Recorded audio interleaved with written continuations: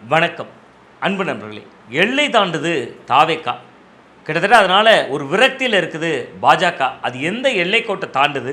பாஜக தாவேக்கா மேலே ஒரு அப்செட் உருவாயிருக்கு. அது என்ன விஷயம் அப்படிங்கிறத பற்றி தான் இன்றைக்கி நம்ம இந்த வீடியோவில் பேச போகிறோம். வாங்க நம்ம வீடியோக்குள்ளே போயிடலாம். தமிழக வெற்றி கழகம் பொதுவாக ஒரு அரசியல் கட்சி. அந்த அரசியல் கட்சிக்கு வெற்றி ரொம்ப முக்கியம். ஒரு அரசியல் கட்சி வெற்றிக்கு வரணும்னா சாதாரண விஷயம் இல்லை. அதுலேயும் ஆளுங்கட்சியாகவே ஆகணும்னா சாதாரண விஷயமே இல்லை. முதல்ல ஒரு கட்சியை தொடங்கணும். அந்த கட்சிக்கு ஒவ்வொரு மாவட்டத்திலையும் தலகர்த்தர்கள் இருக்கணும். அதாவது மாவட்ட செயலாளர்கள் ரொம்ப ஆக்டிவானவர்களாக இருக்கணும். அவர்களுக்கு உள்ளூரில் ஒரு பெரிய செல்வாக்கு இருக்கணும். 234 தொகுதிகளிலையும் அறிமுகமான வேட்பாளர்கள் இருக்கணும். அந்த வேட்பாளர்கள் களத்தில் மண்ணோடும் மக்களோடும் தொடர்பில் இருக்கணும். கிட்டத்தட்ட அவர்கள் எதிர்க்கட்சி வரிசையில் இருக்கிற பொழுதே கடுமையான போராட்டங்களை முன்னிலைப்படுத்தியிருக்கணும். தினந்தோறும் போராட்டங்கள் நடத்தணும், ஆர்ப்பாட்டங்கள் நடத்தணும். இதெல்லாம் மட்டும் இல்லாமல் கட்சியில் மக்கள்கிட்ட கொண்டு போய் சேர்க்குற விதமாக ஏராளமான தெருமுனை கூட்டங்கள் நடத்தணும். ஒவ்வொரு தெருலையும் ஏதோ ஒரு வகையில் கட்சியினுடைய கொள்கைகளை மக்கள் மத்தியில் கொண்டு போகணும். இப்படியெல்லாம் இருந்தால் தான் தமிழ்நாட்டில் ஆளுங்கட்சியாக வர முடியும். 1967 கிட்டத்தட்ட காங்கிரஸ் ஆட்சியை அன்றைக்கி வீட்டுக்கு அனுப்பிவிட்டு திமுக வந்ததுன்னா இப்படி நீண்ட நெடிய அரசியல் போராட்ட வரலாறுகள் அவர்களுக்கு இருந்தது. 1977 எம்ஜிஆர் அந்த திமுகவையே வீட்டுக்கு அனுப்பினார். ஆனால் எம்ஜிஆர் அவர்களுக்கும் காலம் 4-5 ஆண்டுகள் கடுமையான போராட்டத்தை கட்சியை தொடங்கிய பின்பு உருவாக்குவதற்கான ஒரு வாய்ப்பை தந்தது. அதற்கு முன்பு நடந்த திண்டுக்கல் இடைத்தேர்தலில் மாயத்தேவன் அப்படிங்கிறவரை நிறுத்தி வெற்றியும் பெற வைக்கிறார். ஸோ அப்போ ஒரு இடைத்தேர்தலையும் கண்டஸ்ட் பண்ணுறார். இப்படி நீண்ட நெடிய போராட்டங்களால் தான் அதிமுக வெற்றியே சாத்தியப்பட்டது. இன்றைக்கு முதல்வர் அப்படிங்கக்கூடிய ஒரு உயரிய இருக்கையில் இருக்கக்கூடிய விஜய் அவர்கள் தமிழக வெற்றி கழகத்தை தொடங்கி 2 ஆண்டுகளில் ஆளுங்கட்சியானவர். நான் இதற்கு முன்பு சொன்ன மாதிரி கட்டமைப்பு, தெருமுனை கூட்டங்கள், ஆங்காங்கே நடக்கக்கூடிய பிரச்சாரங்கள், கலை யுத்திகள், இது எல்லாவற்றையும் கடந்து ஒவ்வொரு வாரமும் சனிக்கிழமைகளில் தான் முதல்ல வெளியே வந்தார். அதுலேயும் கரூர் சம்பவத்துக்கு அப்புறம் ஒரு பெரிய கேப் அப்படின்னு நம்ம சொல்லலாம். அதெல்லாம் இருந்த பின்னும் கூட மக்கள் விஜய் அவர்களை ஒவ்வொரு இடத்திலும் ரசித்தார்கள். அவரும் தொடர்ச்சியாக பேசுகிறார். மற்றவங்களுக்கு வேண்டுமானால் இது எலெக்ஷன், எனக்கு எமோஷன். ஒவ்வொரு வீட்லேயும் இருக்கக்கூடிய அண்ணனா, தம்பியா, தங்கச்சியா, அப்பாவா, அம்மாவா இருக்கக்கூடியவங்க காலையில் 8 மணிக்கு தங்களோட ஓட்டர் ஐடியை எடுத்துக்கிட்டு வருவாங்க அப்படின்னு அவர் பேசிய விஷயங்கள். கிட்டத்தட்ட அவர் ஆளும் கட்சியும் ஏற்கனவே ஆண்ட கட்சியையும் விமர்சித்த இடம். அதிமுகவை ஊழல் சக்தி, களத்தில் இல்லாதவர்கள்னு சொல்லிட்டு திமுகவை பிரதான எதிரியாக நிறுத்தி திமுக ஒரு தீய சக்தின்னு களமாடினது, இதெல்லாம் சேர்ந்து வெற்றியை தந்தது. கிட்டத்தட்ட தமிழ்நாட்டில் கால் பதிக்கணும் அப்படிங்கிறது நீண்ட நெடுங்கால கனவு பாஜகவுக்கு. கடந்த தேர்தலில் அவர்கள் 4 இடங்களில் வெற்றி பெற்றிருந்தார்கள் 2021. இப்பொழுது பாஜகவினுடைய இடம் ஒன்றே தான். ஒரு சட்டமன்ற உறுப்பினர் தான் ஜெயித்திருக்கிறாங்க. இன்னொன்று, தேர்தலில் பாஜகவை வீரியமாக எதிர்த்த திமுக 59 இடங்களில் முடிந்துவிட்டது. எந்த பாஜகவை முன்னிலைப்படுத்தி திமுக பிரச்சாரம் செய்ததோ அந்த பாஜகவும் ஒரு இடத்துல முடிந்து விட்டது. இதுவரை எல்லாம் ஓகே. கடந்த காலங்களில் திமுக மீது தீராத பகை பாஜகவுக்கு ஏன் உருவானது? அது வேறு எதுவும் காரணம் இல்லை. காங்கிரஸை கூட்டணியில் வைத்திருப்பது.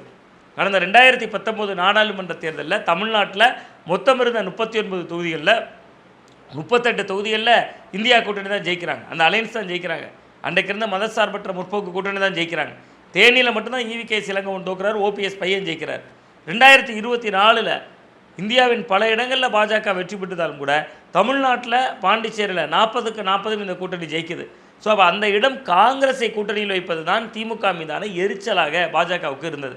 நீங்கள் அமலாக்கத்துறை விசாரணை, பலகட்ட ரெய்டுகள் எல்லாவற்றுக்கும் பின்னால் நம்ம பார்த்தோன்னா அண்ணாமலை அவர்கள் வெளியிட்ட ஊழல் ஃபைல்ஸில் தொடங்கி எல்லா விஷயங்களுக்கும் காங்கிரஸை இறுக பற்றி கொண்டது தான் காரணமாக இருந்தது.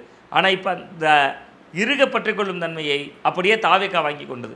தன்னை ஒரு மதசார்பற்ற அணியாக அது முன்னிலைப்படுத்திக் கொள்கிறது. அந்த இறுக பற்றி கொள்ளுதலில் ரொம்ப ரொம்ப முக்கியமாக 3 விஷயங்கள் செய்கிறாங்க. ஒன்று, இந்த தேர்தலுக்கு மட்டும் கூட்டணி இல்லை, அடுத்து வரக்கூடிய உள்ளாட்சி தேர்தல், நாடாளுமன்ற தேர்தல் அப்படின்னு ஒரு நீண்ட கால செயல் திட்டத்தை வகுத்து கொள்கிறாங்க. இது ஒரு நிலை. ரெண்டாவதாக பார்த்திங்கன்னா மிக மிக முக்கியமாக இப்போ திமுக இல்லாத காங்கிரஸ் இப்போ தாவேக்காவோடு கூட்டணியில் இருக்குது. அதுவே பாஜகவுக்கு முதல் எரிச்சல். ரெண்டாவது மிக முக்கியமாக தமிழ்நாட்டில் அவங்க ஆட்சியை கைப்பற்றுவதற்கான மெத்தடுன்னு நம்ம சொல்லுவோம்ல, அது என்ன மெத்தட் பின்பற்றுறாங்கன்னா சமூக வலைதளங்களை பெரிதாக நம்பினாங்க. நீங்கள் பிரிண்டிங் மீடியா, காட்சி ஊடகங்கள், இந்த மாதிரி பிரதான ஊடகங்கள், மெயின் ஸ்ட்ரீம் மீடியாம்போம், அந்த ஊடகங்களில் எதுவுமே கிட்டத்தட்ட தாவேக்கா ஆக்டிவாக இருக்க மாட்டாங்க. இன்னும் சரியாக சொல்லப்போனால் பேட்டியே கிடையாது. ஒரு அரசியல் கட்சியினுடைய தலைவராக ஒரு செய்தியாளர்களை சந்தித்தது கூட இல்லை. ஒரு முதல்வராகவும் செய்தியாளரை சந்திக்கலை. வீதிதோறும் பேட்டி கொடுத்த அண்ணாமலை பாஜகவின் தலைவராக இருந்தார். நயனா நாகேந்திரனும் வீதிதோறும் பேட்டி கொடுத்தார். இன்றைக்கு அவர்களுடைய இடம் சட்டமன்ற பிரதிநிதித்துவம் 1 தான். 8% 2024 இருந்த வாக்கு சதவீதம் 4% ஆயிடுச்சு சீமான் அவர்களுக்கு. அவர் செய்தியாளர்களை சந்திக்காத நாளே இல்லை. எடப்பாடி பழனிசாமி அவர்கள் சேலத்தில் இருந்தாலும் சரி, சென்னையில் இருந்தாலும் சரி, செய்தியாளர்கள் சந்திப்பு நடத்திக்கிட்டே இருப்பார். அவர் வெறும் 3வது இடத்துக்கு போயிட்டார், 47 தொகுதிகளோடு சுருண்டு விட்டார். அதில் 6 பேர் இன்றைக்கி தாவேகா பக்கம் நகர்ந்துட்டாங்க. அப்போ செய்தியாளர்கள் சந்திப்பே நடத்தாத, மெயின் ஸ்ட்ரீம் மீடியா கவனத்திற்கே வராத விஜய் அவர்கள் வெற்றி பெற்றதனுடைய பின்னணியில் சோசியல் மீடியாக்களுடைய தாக்கம் பெரிதாக இருந்தது. அந்த சோசியல் மீடியாவில் தன்னெழுச்சியாக போடுறவங்களும் இருப்பாங்க, கிட்டத்தட்ட ஒரு அரசியல் கட்சியால் பணிக்கப்பட்டவர்களும் இருப்பாங்க. அதில் எந்த தவறும் கிடையாது. நீங்கள் இன்றைக்கி திமுக பண்ணுறாங்க, ஐடிவிங்க நடத்தக்கூடியதில் பல நிகழ்வுகள் பெய்டு நிகழ்வுகள் தான். எல்லா அரசியல் கட்சியிலும் இந்த நிகழ்வை செய்கிறாங்க, அல்லது ஒரு ஆதாயத்திற்காக. அங்கே அது போன்ற நிகழ்வுகளை நாமும் பேசுகிற பொழுது, முன்னெடுக்கிற பொழுது, ஃபியூச்சரில் நம்மளும் எம்எல்ஏ ஆயிரலாம், எம்பி ஆயிரலாம், மினிஸ்டர் ஆயிரலாம் அப்படிங்கிற கனவும் சில பேருக்கு இருக்கும். இது எப்படி இருந்தாலும் அது வந்து ஒரு பிரதிபலன் எதிர்பார்ப்பு தான். அதே போன்று தாவேக்காவினரும் ரீல்ஸு, வீடியோக்கள், இன்ஸ்டாகிராம்னு போட்டு பல இன்ஃப்ளூயன்சர்களை வைத்து செய்திருந்தாங்க. இப்போ ஆட்சிக்கும் வந்துட்டாங்க. இப்போ அரசினுடைய திட்டங்களை அதே போன்று போடணும், அது மட்டுமே செய்கிறாங்களான்னா, பக்கத்தில் கேரள மாநிலத்தில் பாலக்காடில் தாவேக்காவுக்கான ஆஃபீஸ் போட்டிருக்காங்க. கர்நாடகாவில், ஆந்திராவில் அந்தந்த மாநில மொழிகளில் ரீல்ஸ் போடப்படுது, வட இந்தியாக்களில் ரீல்ஸ் போடப்படுது. இதை வந்து ஒரு மோடி மாடல் அப்படின்னு நம்ம சொல்லலாம். மோடி அவர்கள் செய்தியாளர்களை சந்தித்ததே கிடையாது, விஜய் அவர்கள் செய்தியாளர்களை சந்தித்ததே கிடையாது. மோடி அவர்கள் அரசு மீது வரக்கூடிய குற்றச்சாட்டுகளுக்கு பதில் சொல்வது கிடையாது, அவருமே பதில் சொல்ல மாட்டார். அதே போன்று விஜய் அவர்களுடைய அந்த ஐடியாலஜிலையும் பதில் சொல்கிற மெத்தட் இல்லை.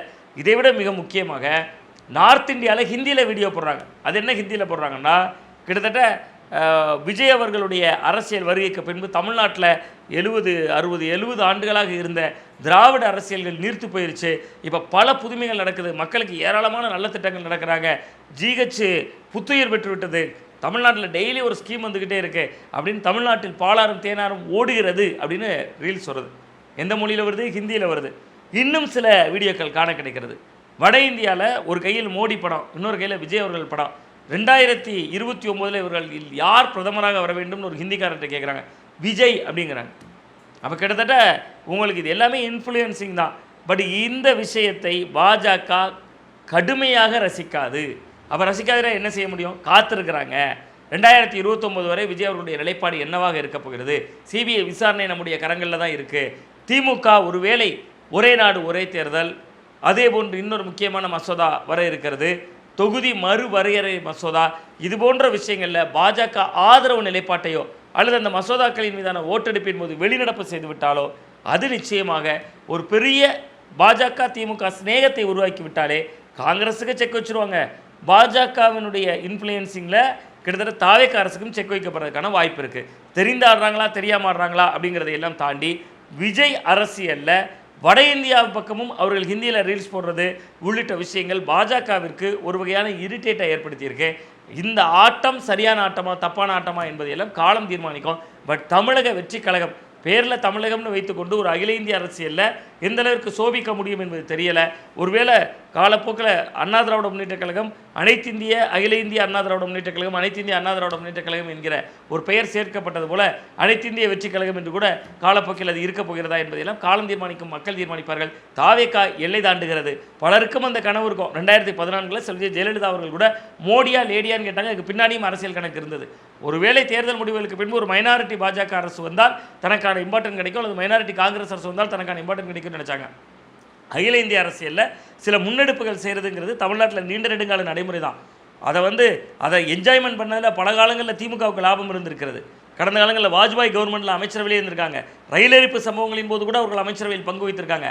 2004 முதல் 2014 வரை காங்கிரஸ் அமைச்சரவையில் மிக முக்கியமான இலாகாக்களில் கலைஞர் அவர்களுடைய திராவிட முன்னேற்ற கழகமும் மு க அழகிரி போன்றவர்கள் முக்கியமான துறைகளிலையும் இருந்திருக்காங்க. டிஆர் பாலு தொடங்கி பலரும் இருந்திருக்காங்க. ஸோ அரசியலில் எது வேண்டுமானாலும் எப்போது வேண்டுமானாலும் நடக்கலாம். ஸோ விஜய் அவர்களை முன்னிலைப்படுத்தி தானாக செய்கிறாரா அல்லது காங்கிரஸ் அனுமதித்து செய்கிறாராங்கிற ஒரு கேள்வியும் இருக்குது. காங்கிரஸ் அனுமதித்துங்கிற வார்த்தை பதத்தை நம்ம ஏன் பயன்படுத்துகிறோம்னா, ராகுல் காந்தி அவர்களை 3 முறை பிரதமர் வேட்பாளராக காட்டினாங்க. நீங்கள் 2014 பின்பு வரிசையாக மோடி அலை தான். ஆனால் 2019 முதலில் ராகுல் காந்தி அவர்களை பிரதமராக முன்னிலைப்படுத்தியவர் மு க ஸ்டாலின். 2024 அவர் தான் பிரதமர் வேட்பாளர். அப்படி இருக்கிற பொழுது அது ஒரு தோல்வி மாடலாக இருக்குது. ஒரு புதிய முகம், அந்த புதிய முகத்திற்கான ஒரு திரைபிம்பம் இருக்கிறது. அந்த திரைபிம்பம் நிறைய நல்ல விஷயங்கள் செய்துன்னு மக்கள் நம்புகிறாங்க. அவர் மீதான ஒரு பெரிய எதிர்பார்ப்பு இருக்குது. 35% மக்கள் வாக்களித்திருக்காங்க. விஜய் அவர்களுடைய படங்கள் கேரளாலையும் ஓடுது, ஆந்திராலையும் ஓடுது, கர்நாடகாலையும் ஓடுது. வட இந்தியாவில் தான் கணிசமான அளவுக்கு தமிழ்நாட்டில் இன்றைக்கி கட்டிட வேலைகள்லேருந்து சலூன் கடைகளில் நிற்கிறவங்க வரைக்கும் நார்த் இந்தியன்ஸ். அந்த நார்த் இந்தியன்ஸின் மூலமாக அங்கேயும் விஜய் அவர்களுடைய திரைப்படங்கள் ரீச் ஆகிருக்குன்னு சொல்கிறாங்க. ஸோ இது மாதிரி பல கணக்குகளை காங்கிரஸே காய் நகர்த்துகிறதா அப்படிங்கிற ஒரு கேள்வியும் வருது. கிட்டத்தட்ட ஒரு இளைஞரை ராகுல் காந்தியை முன்னிலைப்படுத்தி சந்தித்த மாடல் தோல்வியில் இருந்தபோது கூட ஒரு பொது வேட்பாளராக நாளைக்கு பிரதமர் இருக்கை நோக்கி கூட விஜய் அவர்களை காங்கிரஸை சேர்ந்து நகர்த்துகிறதா என்பது உள்ளிட்ட பல கேள்விகள் இருக்கிறது. விஜய் அவர்களுடைய எண்ணமும் பெரிதாக இருக்கிறது. அதைத்தான் அவருடைய ஜோதிடர் கூட இடையில சொல்லியிருந்தார். அடுத்து அவருக்கு பிரதமராகிற யோகம் கூட இருக்குது அப்படின்லாம் அவருடைய ஜோதிடர் எல்லாம் சொல்லியிருந்தார். பட் தமிழ்நாட்டிலேயே அவருடைய ஆட்சியை கவிழ்ப்பதற்கு குதிரை பேரமும் நடந்து கொண்டிருக்கிறது. எங்கோ கிடைக்கக்கூடிய கலாக்காயை விட கையிலே இருக்கக்கூடிய பலாக்காய் பெரிதுன்னு நினைக்க போகிறாரா, அல்லது அடுத்தடுத்த காய் நகர்த்தல்கள் தாவேக்காவுக்கு பலன் கொடுக்குமா? இதை பற்றி நீங்கள் என்ன நினைக்கிறீங்களோ மறக்காம கமெண்ட் பாக்ஸில் கமெண்ட் பண்ணுங்கள். மீண்டும் நல்ல ஒரு அரசியல் அப்படியோடு உங்களை சந்திக்கின்றேன். நன்றி, வணக்கம்.